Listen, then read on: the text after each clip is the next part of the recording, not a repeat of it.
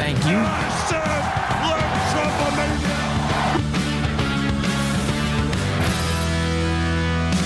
And I said, let Trump-a-mania run wild, brother.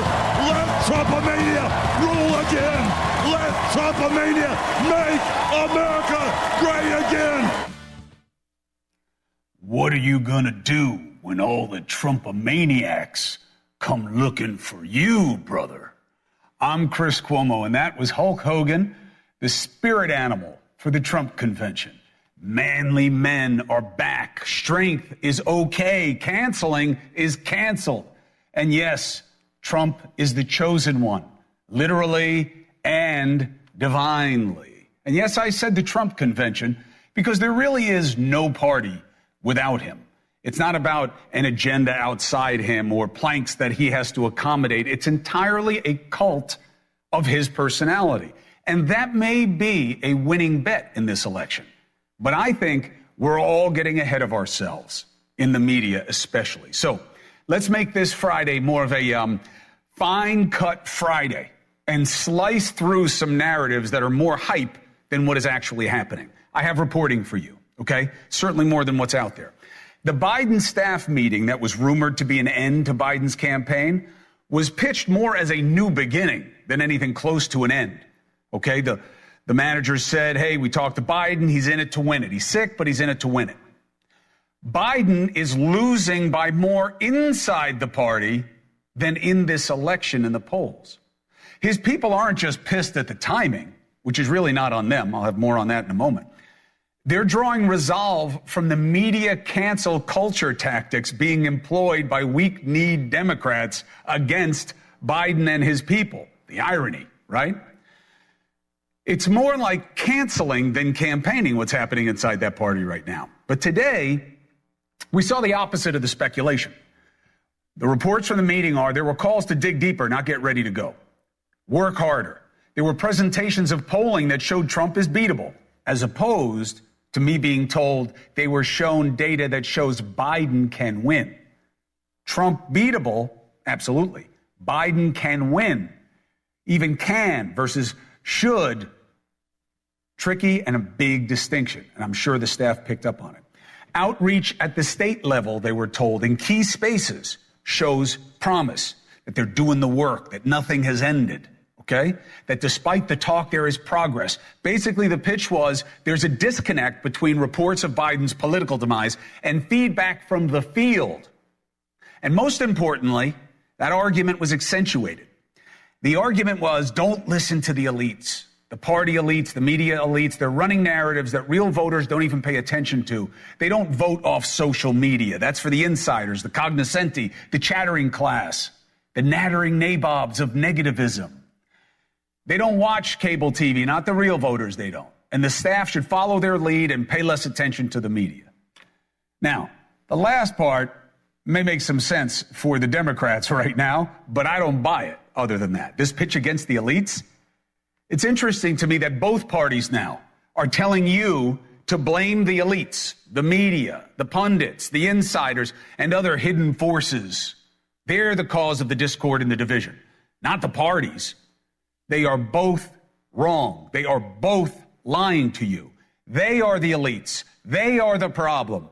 The two parties, the binary battle to the bottom, magnified fringes, minority voices, subverting the interests of the majority. They have turned politics into a pathetic battle of simply which one is worse. You talk about a war of attrition. So what's the answer? Well, a man who may have bad intentions, who may attack our institutions, if you believe the critics, or a man with bad health who may not serve out the term. Wow, are these bad choices? Let's look at both.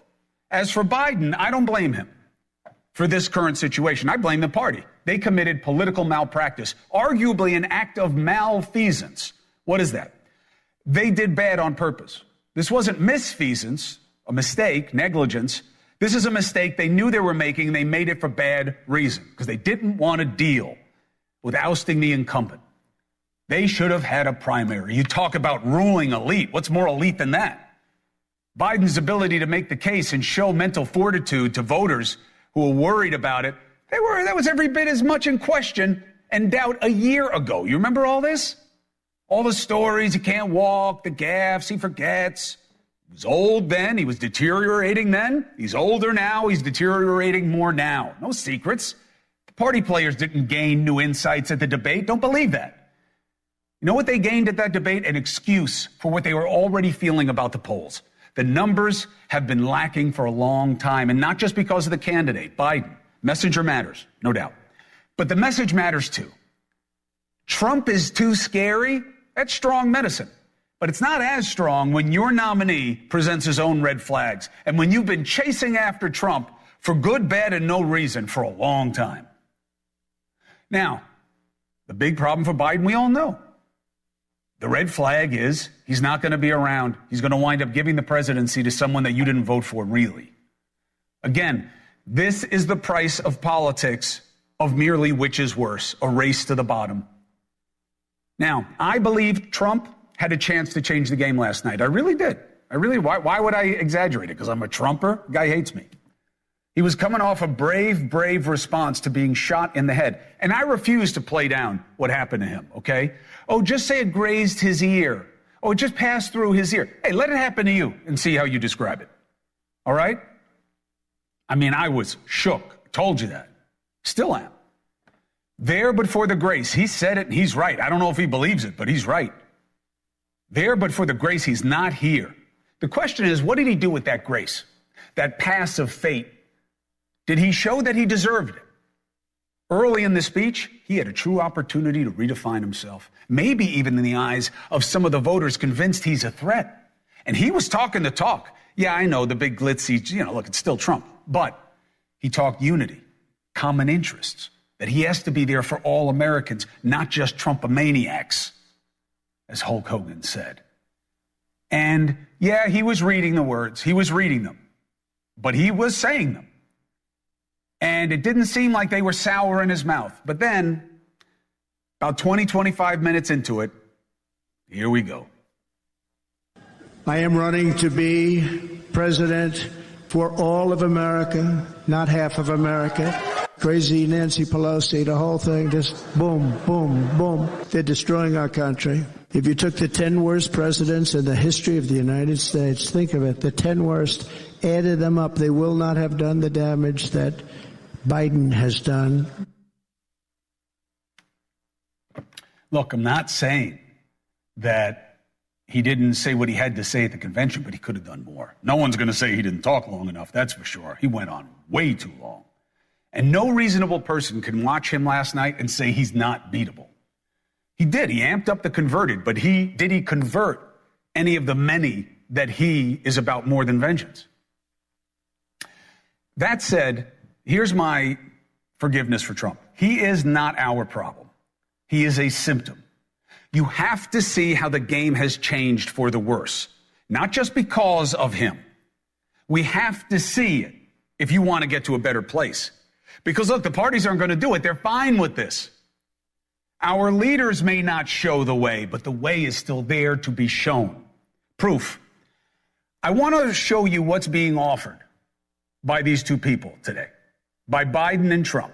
Here's budded sots of basically what they are most of the time. He used a word I wouldn't use because I can't use that word. Because you'd say it was braggadocious. The press would say he was a braggart. I'm not a braggart. But Viktor Orban said it. He said Russia was afraid of him. China was afraid of him. Everybody was afraid of him. Nothing was going to happen. The whole world was at peace. And now the world is blowing up around us. With the COVID, with dealing with everything we have to do with, look, if we finally beat Medicare. Thank you, President Biden. You really feel like either of these guys are the best we can do? Really? Compare it now to 40 years ago, the exact same time in the process. The GOP was then, too, a cult of personality surrounding their nominee, Ronald Reagan. And the Democrats had a relatively weak nominee. It wasn't the incumbent, it was flipped the roles. But it was Walter Mondale, the former vice president from Minnesota. But the man who made the case for the Democrats was not really Mondale. It was a man who shares my last name, or really I share his. My father, my pop, who was governor of New York. And this was a speech that would really help define not just my father, but what the Democratic Party, what their proposition was to people like you. Isn't our choice really not one of left or right, but of up or down? Down through the welfare state to statism, to more and more government largesse, accompanied always by more government authority, less individual liberty, and ultimately totalitarianism. The Republicans believe that the wagon train will not make it to the frontier unless some of the old, some of the young, some of the weak are left behind by the side of the trail.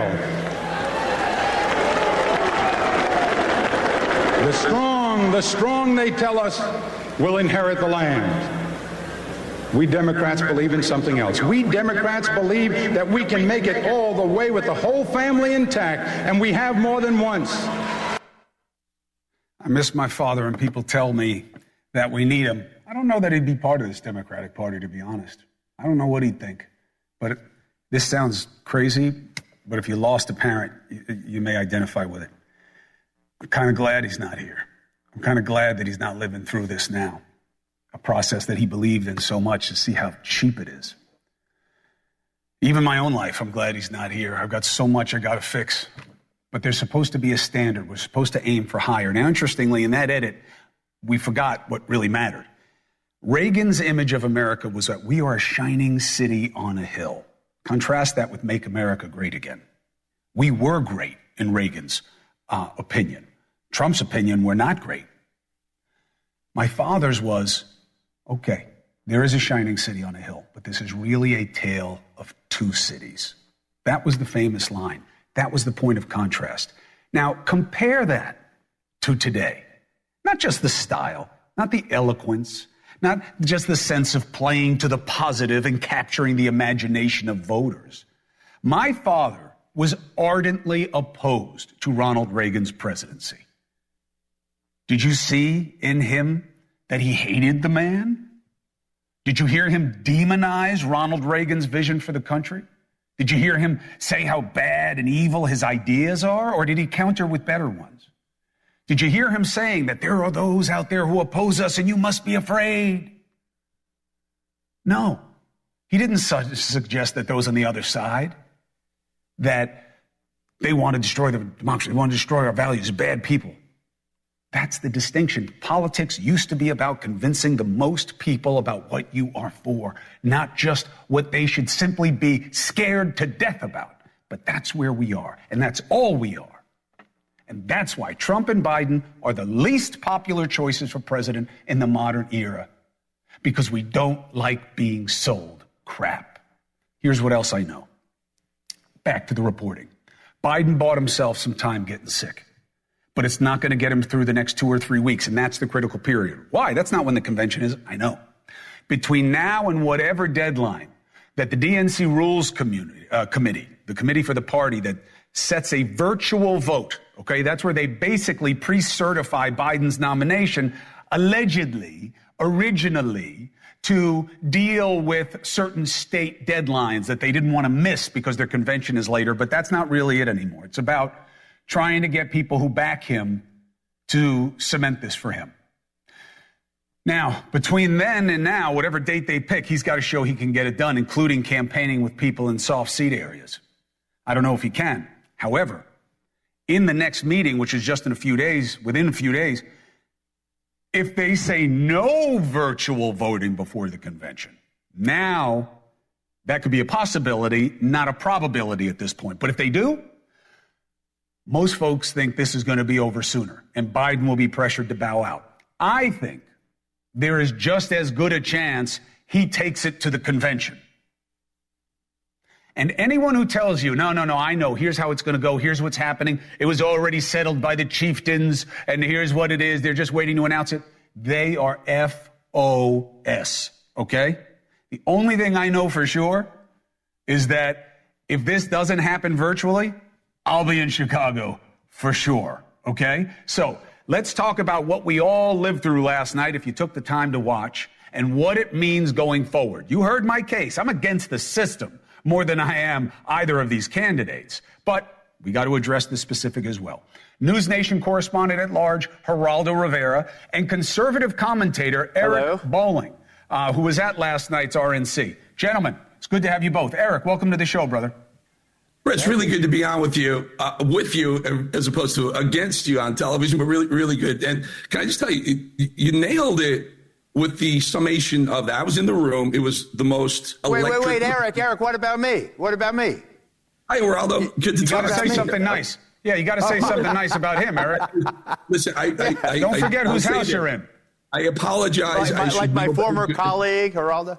My former colleague, Geraldo, I was going to get to that. It was my first time I had a chance to talk to Chris in maybe 5 years or so. If I may, you nailed it. You're right. The first few minutes were ridiculously emotional. But let me just take a step back for a second. That was the fourth night, and it was building up to it. And you watch Trump every single night. And I've known the guy a long time. You guys, Geraldo, you know Trump and I go 30 years back as you do. That was a different Donald Trump for the first three nights. And you could see his demeanor was different. His color and his face was different. And everyone was waiting to see, is this going to be a new Donald Trump? Then last night, he comes out. Chris, you're right. For the first 25 minutes, it was just jaw-dropping. When he recounted what was going through his mind as the bullet passed through his ear, as the Secret Service was covering him, he was thinking about, what am I going to do? I have all these people who are watching. They're not scattering with bullets flying. They're there for the movement. And he said it, for the movement, not for Donald Trump, for the movement. For 25 minutes, it was compelling. And you're right, he went back to rallying speech mode.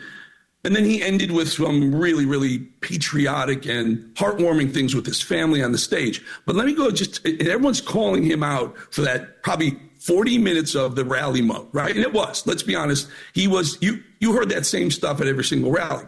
Now, look at it this way. New York Times said 25 million people on television alone watched the speech. I was probably another 25 or 30 million who are doing it online as well. 50 million people. Most of those people don't know Donald Trump, maybe not like Donald Trump, would never hear a Donald Trump rally speech. And that is the difference. When I saw it, at first I'm watching, let's not do this. And I realized he's got 50, 60, 70 million people who may not know who Donald Trump is or what he's about, what he's like. The guy, I don't care if you like him or don't like him, he is compelling. He's an entertainer. He's a showman. Yeah, look, I hear you. I hear you. Your analysis is not easy to counter.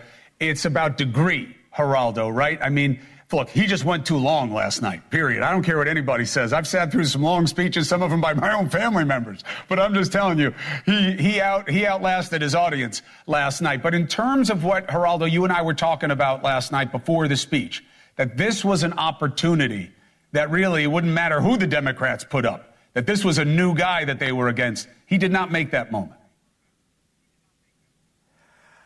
You know, he did for a minute there, or a couple of minutes at the top of the show. Nice to see you, Eric, and I like you digging that facial here.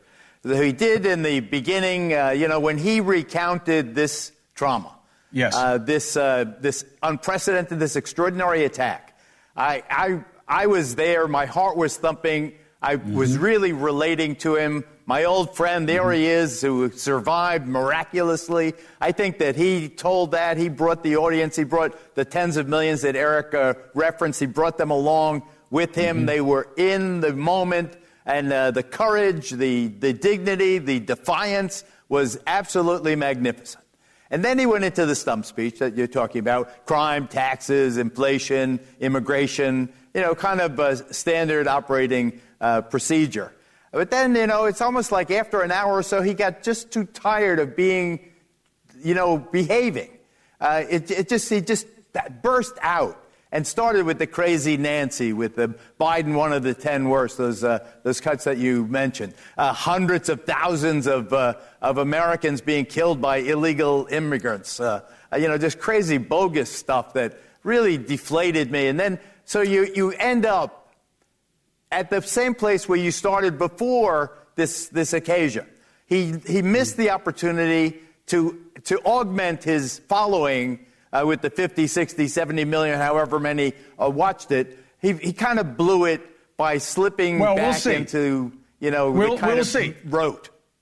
To me, we'll see. I feel like that. Maybe you and I agree, but we could be wrong. We got to see the polls and make sure it's not a dead cat bounce. Eric, let me just ask you something while I have you, and I'll let you guys get your weekend going. In fact, I may show up where Geraldo is. Eric, on Biden, did you guys play this too well? And now the Democrats are going to get rid of Biden because of momentum that the right helped start, and now you're going to run against somebody who may beat you? Yes, the new hashtag on X is Joe Don't Go, just stay, and everyone's imploring the people on the right. Can I just? So I agree with you that it went long, 90 minutes, and it started very late. It started 10:30 Eastern time, but I think that could have been a mistake unless you look at it this way, Chris and Geraldo. Rest of the country. The thing of what's going on with Joe right now is he's told aides and supporters. I think he even told Lester Holt, 8 o'clock, I'm done. I'm calling a lid at 8 o'clock. I got to get some sleep.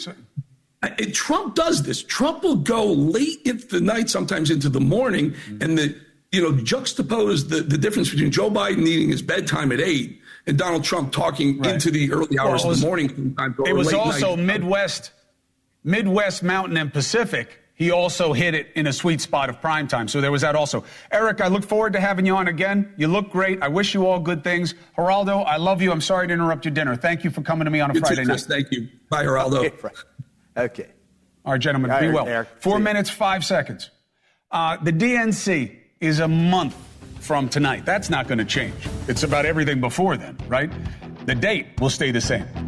The number of Democratic lawmakers calling for Joe Biden to drop out is growing. The number doesn't blow me away yet, but it's certainly a problem. So, where does it stand with the Democrats from the Democratic perspective? We have one stay, one go. Next.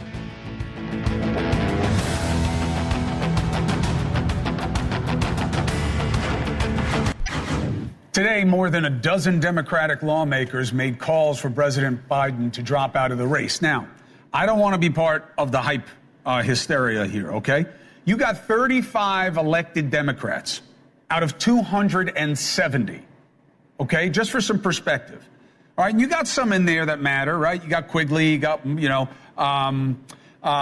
got? Sherrod Brown, okay? He matters. Schumer, still sneaking it in the background. Hakeem, sneaking it. Now, they'll say, look, Hakeem Jeffries is a solid guy. He's going to say, I don't want to get out in front of anything. I don't want to cause division within the party. But this is death by 1,000 cuts. Will they actually kill him, though?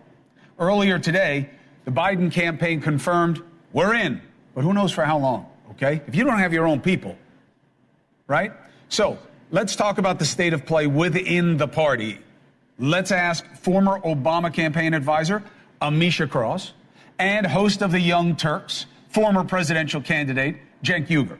It's good to have you both. Cenk is in favor, as you may know, Amisha, of get rid of Biden and you definitely win against Trump.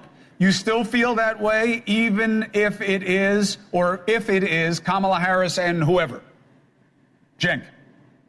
Yeah, so first of all, we got to have an open convention, and we should pick our strongest candidate. There's no reason not to do that. Now, that might turn out to be Kamala Harris, and she would be the favorite going into the convention because she's the vice president. And if she can't win an open convention after she's the favorite, then she shouldn't be the candidate. That means she's weak. Right. The number one problem we had with Biden is that we didn't test them. I know because, as you pointed out, I was in the primary. They wouldn't do debates, and half the time they wouldn't even do elections. So we've got to test our candidates. Am I more happy with Kamala Harris than Joe Biden? Of course. I would take any random Democrat in the country over Joe Biden. He can barely walk and talk. But let's test our candidates and pick the best one. Misha, first, personal note. When I'm talking to people in your party, your name comes up all the time when I'm talking about like the sophistication of the operation around Obama versus what's happening with Biden. It's just funny. I haven't had you on before, but it's funny. Your name comes up all the time. You're very well regarded, so it's good to have you on the show. So Cenk is saying Biden sucks. He's too old and he's basically incompetent. Do you believe that that's how the voters would feel in November? Absolutely not. I don't believe that's how the voters feel right now. We just had yesterday, 1,400 black women, including the former first U.S. senator, who was a black woman, Kara Mosley Braun, signed on to a letter demanding that there not be this push to remove the Biden-Harris ticket. I think that black voters, over 70% who were recently polled, not only spoke of how much their disdain for Trump and his candidacy, but also this push against their votes, because it matters. They got Biden over the hill when we were in South Carolina. They also were the sizable vote and have been the vote that got the Democratic ticket over the past 45 years. So this will be a great disillusionment for the black vote and an ignorance, I think, to the reason why black votes matter in this process. And I would argue that black voters have been very sizable in their conversation about why it's important to maintain the Biden-Harris ticket, not only because of the preservation of civil rights and equity that we've seen this administration fight for, but the funding for HBCUs, what we've seen them do when it comes to their fight to protect communities of color, specifically who have been attacked by conservative policies, not only those led by Donald Trump, but also those that we've seen pushed by the Heritage Foundation. I think that the black vote here matters specifically, and they have been tried and true for the Biden-Harris ticket. Quick bounce, and then I want to finish with Cenk. Amisha, I'll come right to you in a second, Cenk. I just want to get this one point of clarification. If Biden is good, why isn't Harris better when it's not just the black vote? And I don't like that term either. I hate the monolithic value of it. I hate the idea of black jobs. It all bothers me. But that's what we're saddled with vernacular right now.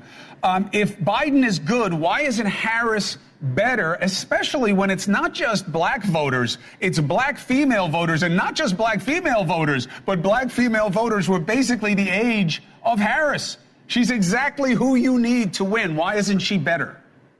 I don't think anybody is arguing that Kamala Harris is not a great candidate. That was one of the reasons why Joe Biden chose her in the beginning when she was chosen to be the vice president. I think that what the argument happens to be here is that what we're seeing from some of the Democratic elites, some of the people who are having these backroom conversations and are leaking things to the press, is that they not only do not want a Joe Biden ticket, they also don't want a Kamala Harris ticket. They want to have an open convention. We know that that's extremely messy. We know that's extremely fraught. And what it would essentially do is keep a lot of Democratic voters of all colors and stripes at home come election cycle, come November, come October for early votes as well. That, I think, is a push that is extremely ignorant by certain members of the party who have stepped forward with that type of rhetoric, but also one that essentially skips over a sitting vice president. That is historically something we've never seen in this country. There's a reason why the vice president is chosen, and I think that she's the easiest path to, because she would already inherit many of the delegates who are already confirmed for the Biden-Harris ticket, but also the easiest path forward when it comes to the fundraising apparatus. Let's get Cenk in here because he's shaking his head so violently it's going to fall off. So what is your counter-argument to Amisha Cross?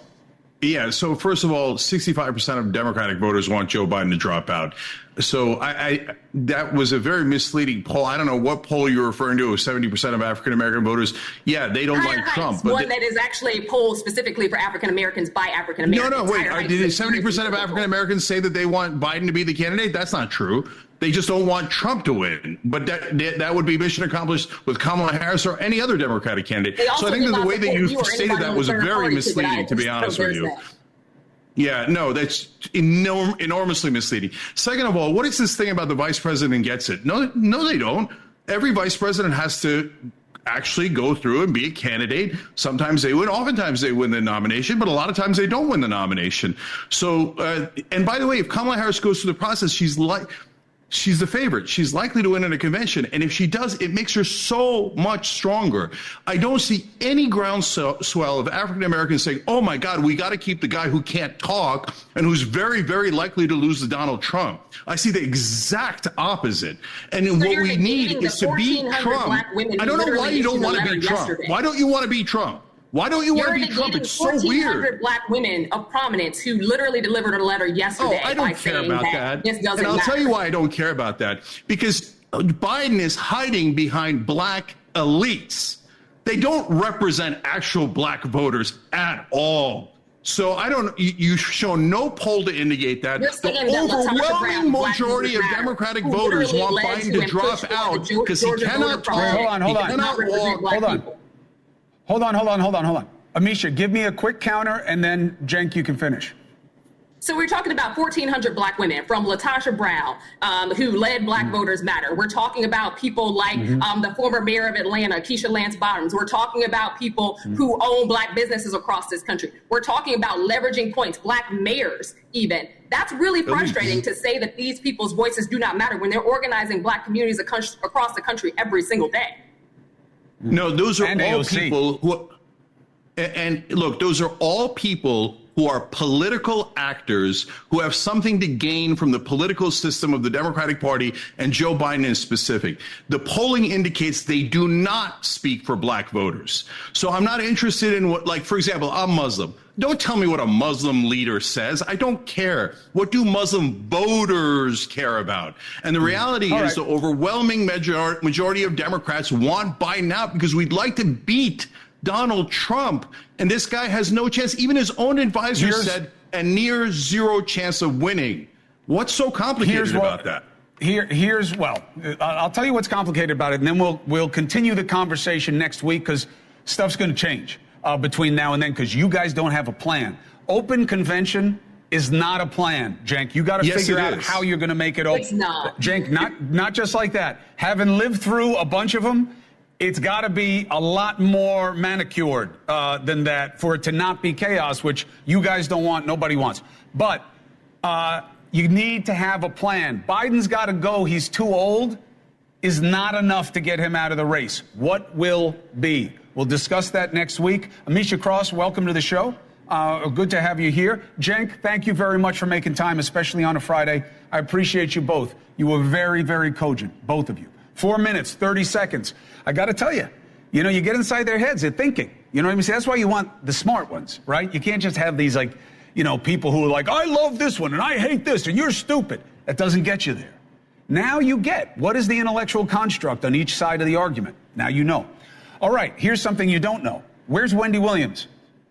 She hasn't been seen since March of 2023. Millions of fans witnessed a very tragic end. I had spent a little bit of time with her before this. She was obviously struggling alcoholism. Now they say dementia, mental health, mental illness. I have her best friend with me tonight. 40 years they've known each other. Doesn't know where she is. And very, very worried. Reached out to the team, not getting answers. Next. I will smoke what I smoke, and I will liquor when I liquor. And I will eat what I eat. How dare him? How dare him? I control me. This is a bit excessive. I don't know if you need this right now. We have a lot, because we have a lot of business things going on. I never said you was drunk, but I just don't know if this is a good idea. You. So you think you're perfectly fine having as many drinks as you want? Perfectly. Okay. But I'm just going to put it downstairs to keep it cool. Keep it there. Okay. Keep it there. Talk show legend Wendy Williams going through what a lot of people go through. Famous, not famous. Addiction is truly the great equalizer. Now she hasn't been seen since March of 2023. Millions of people witnessed her hit show come to an end because of a slew of what we'll call health problems, but included alcoholism and mental illness. Wendy's best friend is Regina Shell, okay? Hasn't seen or heard from Wendy in more than a year. Is now questioning, what's happened to her and is very worried about her, state of health, let's say. Regina, last time she was on the show, I said, if I can do anything, I'm a call away. She called and said, I need to raise the awareness. Regina Shell joins us now. Regina, what has changed in your level of concern about your friend? Well, yesterday was her birthday, her 60th birthday. And that's a milestone for anyone. And if, in fact, she were able to celebrate, she would have, and certainly with me. And so the fact that I have not spoken to her since May 1st of 2023 is very concerning to me. So you call, family, the people who are supposedly managing, and what do you get? When I spoke to family, they said that they speak to her. I don't know if that's true, just because I haven't spoken to her, and we spoke every day for 40 years, and I haven't spoken to her for a year every single day. She's nowhere to be found. And so people are saying that they've spoken to her, but I'm not sure. I've heard rumors. I'm getting messages from people telling me that they have a guardianship that is questionable or perilous. And some people, not that I can verify it, but say that they have the same guardian as Wendy, and their person that they care for is in peril. Is your worry as deep as that she may be incapacitated or even that she may be gone?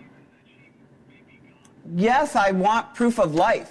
Like, this has been 1 year that we have not seen her face, heard her mouth, and she's a very vocal woman. I don't know what to do. I'm kind of at my wit's end in terms of what do you do in such a situation? I don't have much of a standing in her life in terms of guardianship or anything, but I would like to know where she is and know that she's alive and okay. Sabrina Morrissey is the guardian. Has she told you that, has she responded to your request? And if so, how does she describe Wendy's status? She has not responded. She has not responded. And does that have anything to do with your concerns about the money? You know, you said you'd seen Wendy's bank statements, that she had over $50 million in the bank, and now the Guardian says she has no money. You say not possible. Well, what I saw and what I witnessed was when I was staying with Wendy in 2022. I stayed with her for approximately 6 months or so, and she showed me her bank statement, which had the amount on there, and it was over $50 million. So I don't understand if, in fact, the Guardian had credence over her money. Where did it go? Where did she go? That's more my question. Where is Wendy? Her money, you can make more money. We can't make another Wendy, you know? I do hear you indeed. We are making calls as well. We'll let you know what we find out, and please do the same. We'll stay on the story. Absolutely. I hope you do. Thank you so much, Chris Cuomo. Regina Shell, thank you for being with me. Hopefully you get answers soon, and they're the right ones. All right? Thank you, 3 minutes, sir. 45 seconds. I appreciate you a lot. Absolutely. Just doing the job. It's time for Have Your Say. 844-968-7720. Let's get after it.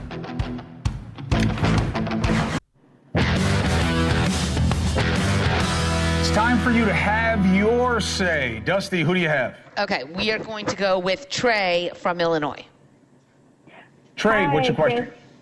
Thanks for taking my call. How you doing? But I just wanted to say that if Joe is taken off the top of the ticket and not replaced with Kamala Harris, then I won't vote at all, because if that black woman isn't good for America, then this black woman isn't good enough to cast her vote for Democrats at all.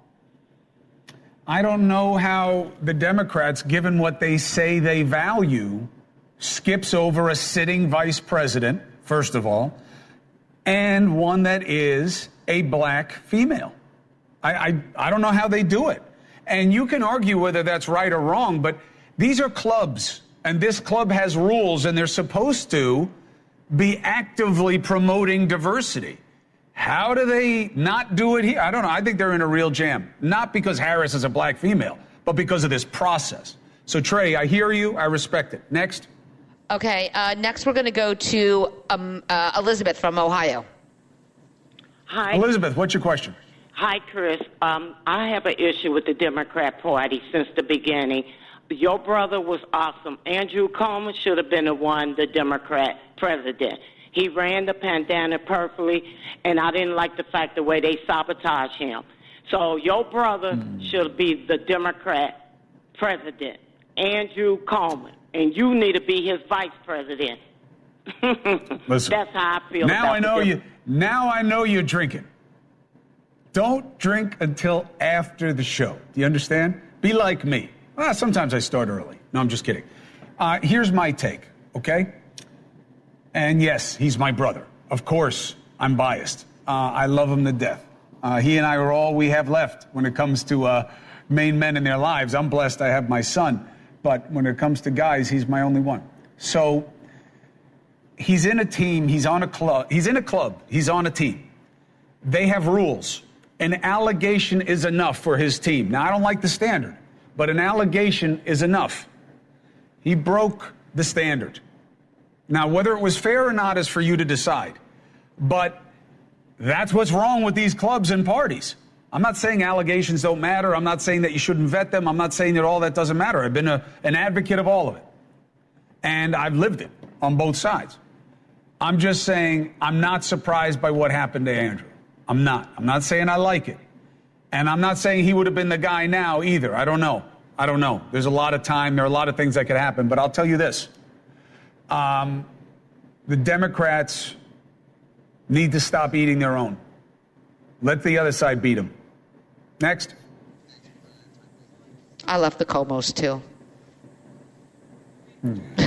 You go back and forth. No, I didn't say love. I didn't say the Cuomos. I said the Cuomos.